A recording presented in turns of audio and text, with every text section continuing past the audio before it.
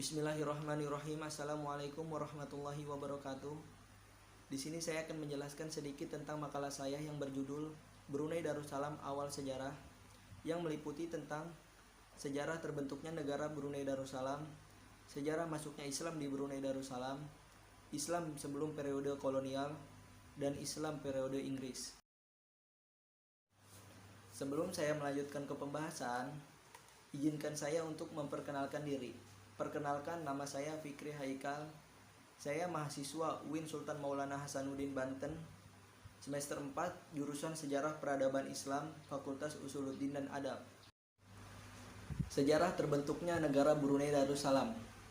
Negara Brunei Darussalam merupakan salah satu negara kecil di Asia Tenggara jika dibandingkan dengan negara tetangganya, yaitu Malaysia dan Indonesia.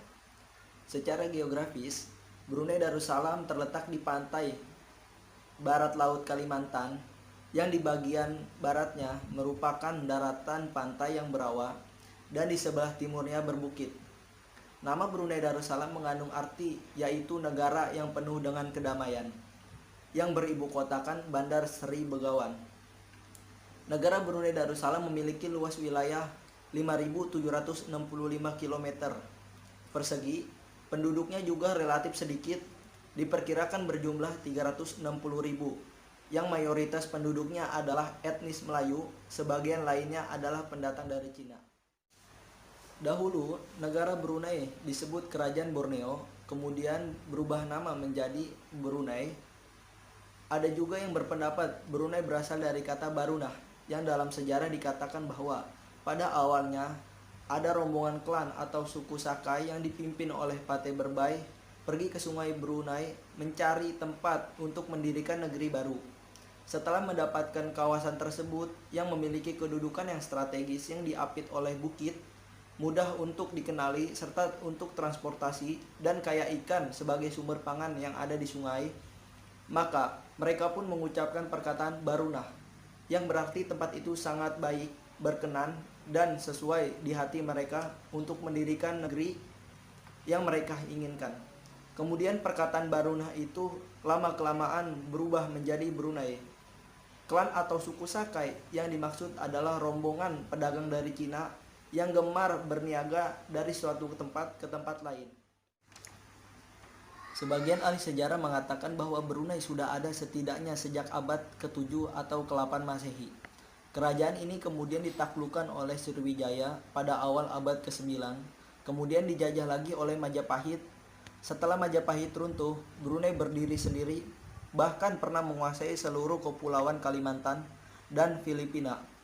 Kejayaan ini dicapai pada masa pemerintahan Sultan kelima, yaitu Bolkiah, yang berkuasa pada tahun 1473 sampai 1521. Pada masa berikutnya, datanglah orang Eropa ke Brunei, dan Inggris sebagai negara yang kuat saat itu menjadikan negara Brunei sebagai negara jajahannya.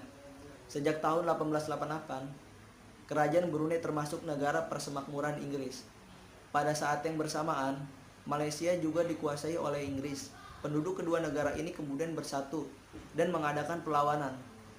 Dan dalam rentang sejarah yang cukup lama, kedua negara ini berhasil merdeka.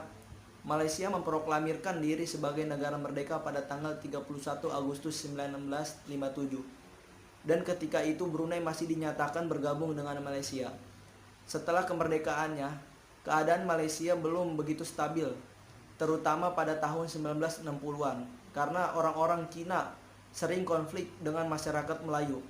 Masyarakat Malaysia dan Brunei yang berpenduduk rumpun Melayu berusaha keras mengamankan negaranya, dan setelah betul-betul aman, Brunei memisahkan diri dari Malaysia.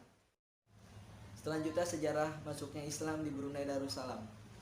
Islam masuk di Brunei Darussalam diperkirakan mulai pada tahun 977 Masehi melalui jalur timur Asia Tenggara yang dibawa oleh pedagang-pedagang dari Cina. Tetapi pada saat itu Islam belum berkembang luas. Namun, ada pula yang mengatakan Islam masuk ke Brunei Darussalam pada abad ke-13 Masehi, dilanjutkan dengan masuknya Islam Raja Awang Alak-Betatar pada tahun 1368 dan berganti nama menjadi Muhammad Shah.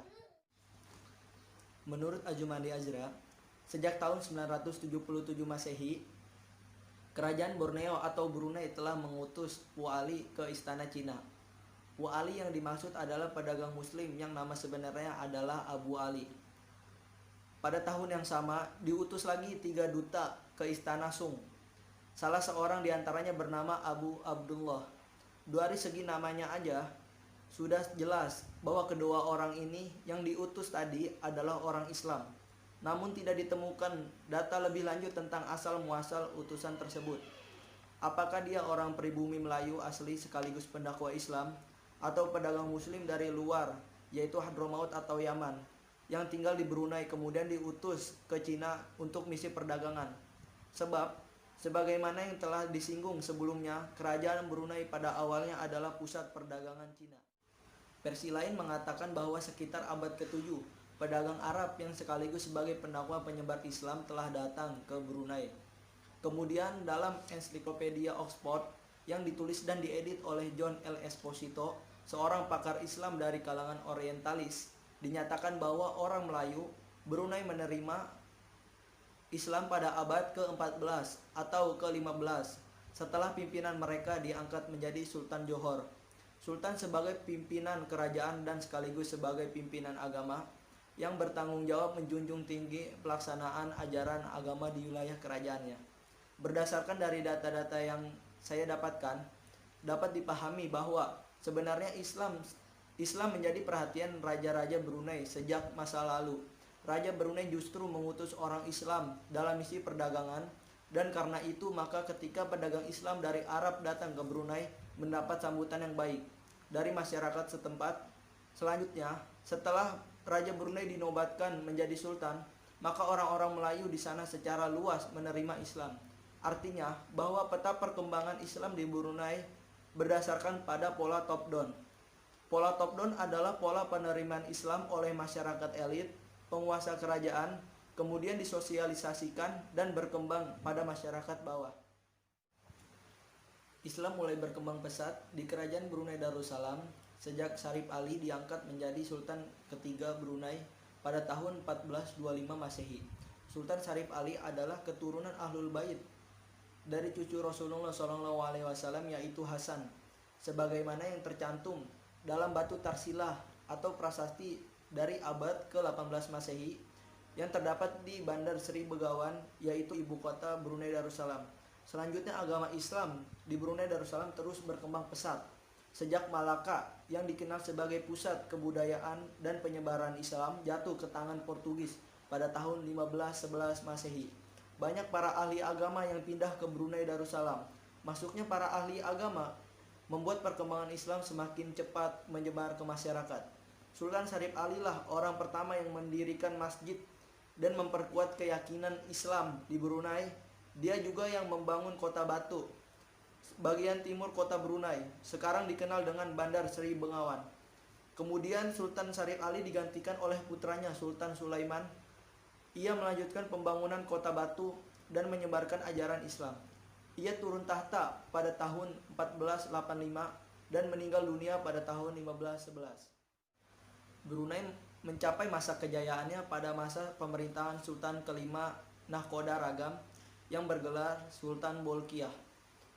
Ia berhasil menaklukkan seluruh Borneo sampai bagian utara Luzon, Kepulauan Filipina. Di bawah kepemimpinannya, ia membentuk angkatan perang. Ibu kota Brunei kemudian dibuatkan benteng keliling sebagai pertahanan.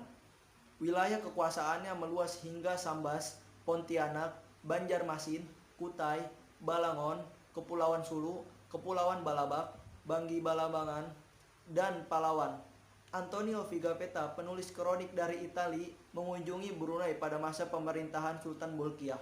Dia menuliskan tentang kemegahan istana, kerajaan, dan kemewahan pemandangan ibu kota. Selanjutnya, Islam sebelum periode kolonial. Sultan-sultan negara Brunei Darussalam telah memeluk Islam bersama rakyatnya. Mereka juga telah melaksanakan undang-undang Islam secara peringkat-peringkat sehingga menjadi Undang-Undang Dasar Negara Brunei Darussalam.